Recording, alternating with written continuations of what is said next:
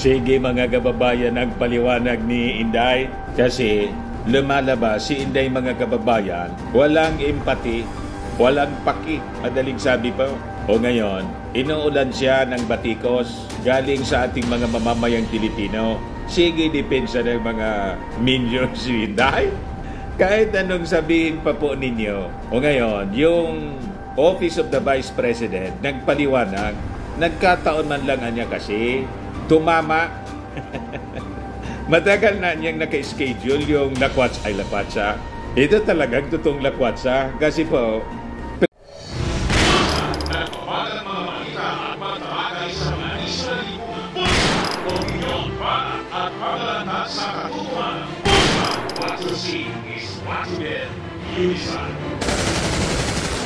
pribadong lakad po mga kababayan, personal trip dapat nga siguro i-check. Paliwanag po ninyo dahil personal trip po ito, personal din po yung gastos o charge to the taxes of the Filipino people. Di ba? Hindi po si Inday mga kababayan, sige paliwanag. Sabi dito sa report ng Impact Leadership, yung timing daw kasi ng trip, tumama lang. Siya namang pagdating ng pagtama ng bagyong si Karina and is unfortunate niya. The Office of the Vice President has confirmed that VP Sara Duterte is currently on a personal trip which was approved by a travel authority from the Office of the President on July 9, 2024. So, madaling sabi, advance, Duterte left for Germany with her family and mother. Sa kasagsagan po, pati yung kanyang asawa, kasama yung asawa ni Inday po, ayaw man magpakita sa publiko.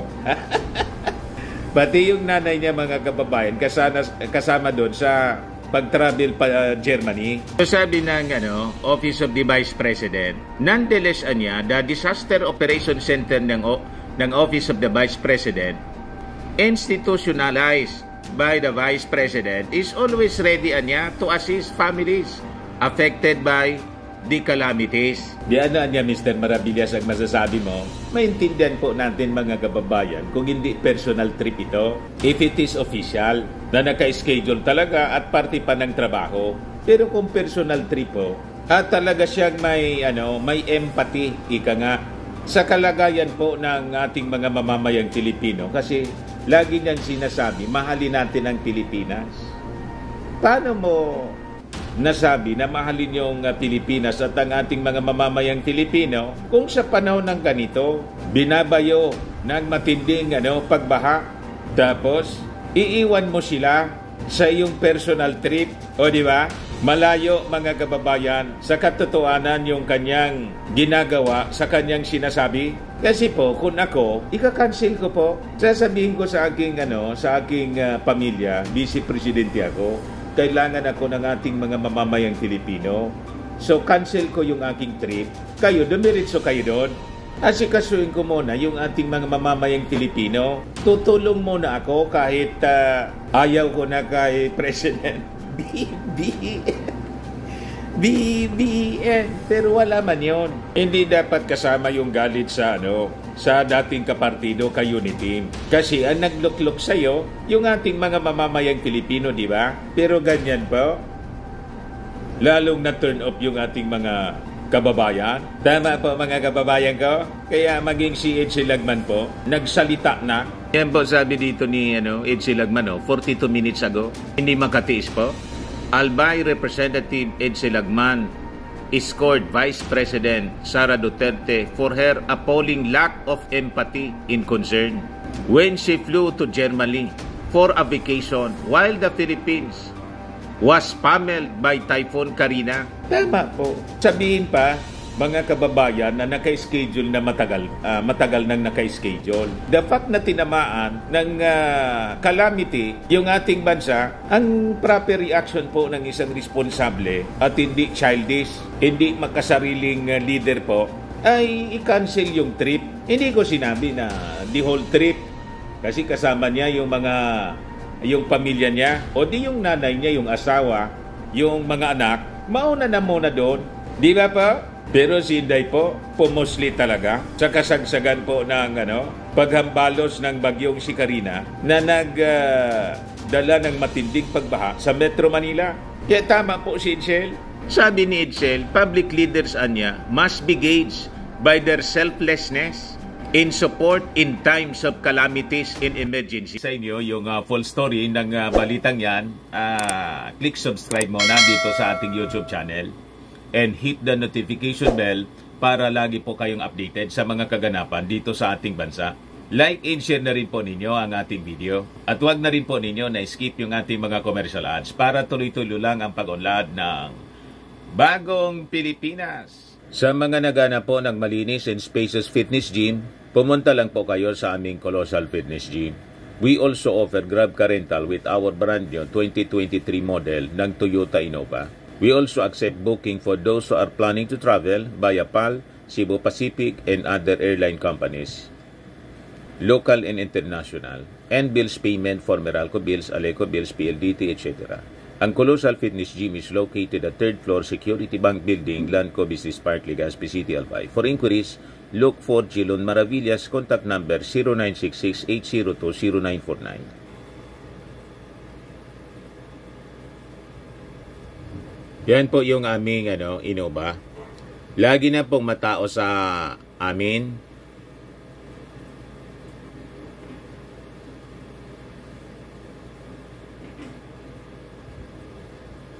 Yan po mga bagong clients namin. Napakaganda at colorful at napakalinis ng aming gym po. Pati mga foreigners po pumupunta sa amin, mga British tourist po sila dito sa Legazpi. Na-set up na rin po yung aming mga brand new gym equipment.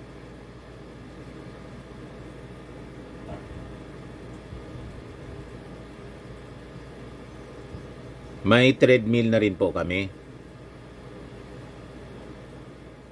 Ito naman po yung bago naming product na binibenta online. Eye Glow Serum, whitening po siya. Tingnan ninyo yung epekto sa aking anak na architect before and now. Yung mga inquiries po ninyo, dumiretso na lang kayo sa kanyang Facebook account, Riz Maravillas. Ito naman po, Firmax Firming and Lifting Cream, pinapahid po sa mga pulses in affected area. Mainam po sa paninigas ng mga kaso-kasuan. Ito naman po, Automax Radiant Serum. Sa mukha naman yung application, anti-aging po siya. You will look 10 years younger than your age. Sa mga cancer patients naman po, baka lang gusto ninyo itong itry. Naing siya red mixed fruit drink.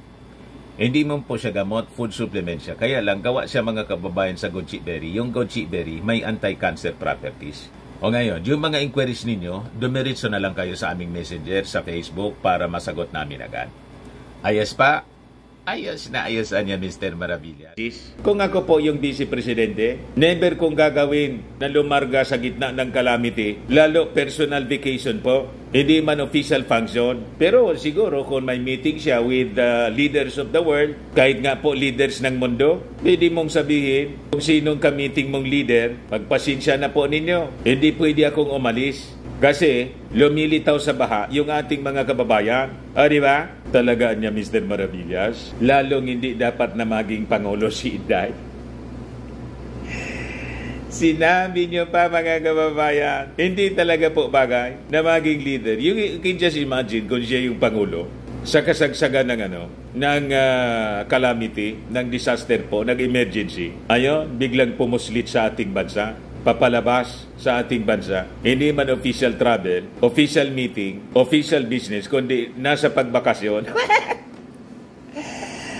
Abnormal lang po, mga kababayan, ang gagawa ng ganun. Kaya tama si Edsel, wala siyang empathy, hindi naramdam. Yan sabi rito, Vice President Sara Duterte left hundreds of thousands of Filipinos in agony and despair due to the onslaught of Super Typhoon Karina as she flew with her family to Germany on last Wednesday for an apparent vacation. Her lack of empathy and concern is appalling as Metro Manila and many parts of the country are reeling in state of emergency. This is a stark contrast, sabi ni Edsel, with the Angat Buhay Foundation of former Vice President Leni Robredo, which has been spontaneously and continuously aiding the victims even as its immediate help and assistance has inspired volunteerism among citizens. The sincerity of public leaders must be gauged by their selflessness in support in times of nationwide calamities and emergencies. And to think, mga kababayan, si Leni Robredo, wala na din plano po na tumakbo sa national positions. Pinupos nga ng mga kapartido niya, ng mga kalyado niyang kakamping, na tumakbo sa pagkasenador kasi pumapasok na po sa Magic 12 si Leni Robredo, pero nakapag-decide na yata siya to run for city mayor ng Naga City dito po sa Bicol. Pero tingnan ninyo, yung kanyang pagtulong po, ginagawa pa rin niya kahit hindi doon sa kanyang lugar. Sa pamamagitan ng Angat Buhay, automatic po may punto, mga kababayan, si Edsel Lagman. Kahit hindi kami magkasundo sa politika, kahit nga po si Leni, hindi natin ibinoto kasi nga dilawan. Pero tingnan ninyo, as compared kay Inday po, mas malala si Inday. Kaya sabi po ni Edsel, it is not an excuse that the trip has long been planned and she has a travel authority. It does not justify her leaving the country at a time of crisis. She should have allowed the members of her family to go ahead with the trip, and she could have just followed after attending personally to the needs of the victims as is expected of a genuine public servant. Parehas yung aming pananaw po. Hindi man natin sinabi na wag na siyang tumuloy doon. Tama po? Pwede naman siya na magbakasyon, and she has all the right na magbakasyon after all the vacations na kanyang ginagawa, na dati man po talagang nakabakasyon. Wala man kasing ginagawa. Nag-resign na Hindi pa nakontento sa kanyang bakasyon na nag-resign na siya as Defense Secretary. Nagbakasyon pa sa ibang bansa. Sa Defense Secretary, wala man siya. Di ba? Mas may time siya po sa pagpapaabot ng mga statement kay Kibuloy. At doon sa mga issue tungkol sa confidential funds na tinanggal sa kanya. So makikita ninyo talagang hindi po ready si Inday sa malaking responsibility. Hindi natin makitaan that Inday is a matured public leader, responsible, mature public leader po. Wala yon sa kanya. Malayo po kay Martin Romualdez. Si Martin po, yung tingog party list niya, agad-agad pong sumaklolo. Ayan po, si Martin Romualdez, hands-on. Pero anya si Inday, di ba may picture din na pinalabas na yung kanyang mga staff ay nag-load ng mga relief. Siyempre, kailangan nilang gawin, mga kababayan, kasi naispatan po si Inday. Nakatalukbong, saka naka-face mask, pumuslit ng bansa. Napicturan po. Kaya taranta sila ng paliwanag. Pero just the same, hindi po lulusot yung kanilang paliwanag. Kasi sa ganito pong mga emergencies, importante yung presence ng leader. Pero mga kababayan, okay na rin ito na nangyari. At least nakilala natin lalo kung ano yung pagkatao po ni Inday. Ganyan pala siya. Kaya siguro po sa mga susunod na mga surveys, lalo na babagsak po yung ratings ni Inday. Trust ratings and approval ratings po. In fact, right now, ang trust rating ni Inday po, approval rating, siya yung may pinakang malaking pagbawas po as compared sa ating Pangulong Bongbong Marcos. Ayan ba? Biggest loser trust rating from 77 to 68 noong March 2024. Ang approval ratings from 75 to 64. You see, habang si Martin Romualdez po, pataas ng pataas po. Kasi nakikita naman po, napakasipag ni Speaker Martin Romualdez at very supportive sa ating Pangulong Bongbong. Iyan po si Martin, kasama yung Tingog Party List, sabi dyan, Romualdez, Tingog, launch relief operations for Typhoon Karina victims. Pumunta sila mga kababayan doon sa Marikina mga victims ng flood sa Marikina. So sabi niya rito, the government under the leadership of President Ferdinand Bongbong Marcos Jr. has shown its commitment and dedication to responding to the needs of the people during this calamity.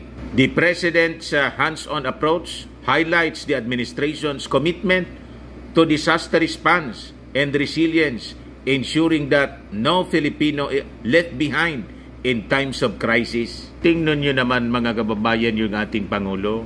Ayan siya.